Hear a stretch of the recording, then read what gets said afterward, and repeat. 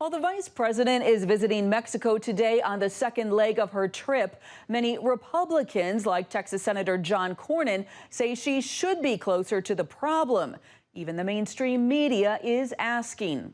Like NBC News' Lester Holt. Do you have any plans to visit the border? At some point,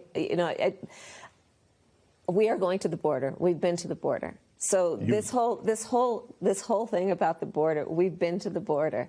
We've been to the border. You haven't been to the border. And I haven't been to Europe. And I don't understand the point that you're making. Last month, CBN's Eric Phillips also asked White House Press Secretary Jen Psaki, who pushed back, saying the focus is working to treat immigrants humanely. We're less worried about press conferences or political games that are being played by some.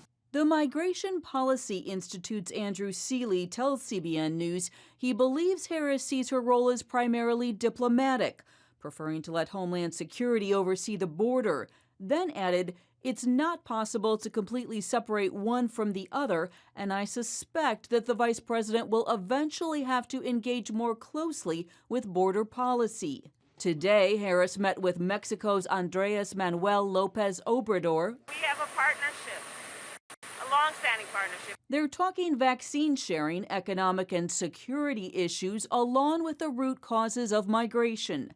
Harris is also doubling down on her call to would-be immigrants to stay home. Do not come. Do not come.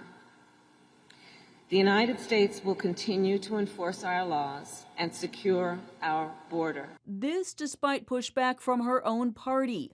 On Monday, Congresswoman Alexandria Ocasio-Cortez called it disappointing, saying seeking asylum at any U.S. border is a 100% legal method of arrival. Enormous pressure follows the vice president on this trip, with border activity spiking this year and Republicans seizing on an issue that could translate into a political advantage. Case in point, a Republican Hispanic candidate won yesterday's mayoral race in McAllen, Texas, a long-held bastion for Democrats. Heather Sell, CBN News.